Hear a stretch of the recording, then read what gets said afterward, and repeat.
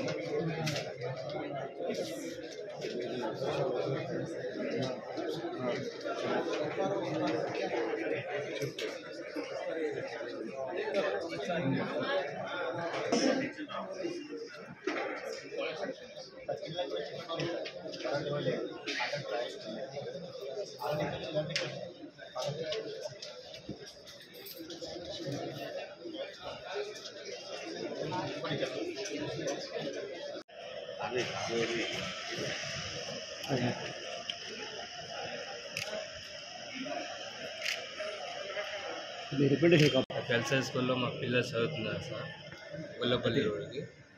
అదే అక్కడ 2 years నుంచి చదువుతున్నారు. అక్కడ ఫరాయి కూడా టాయిలెట్స్ ఏం మంచిగా లేవు. పిల్లలు కూడా భయపడుతున్నారు సార్.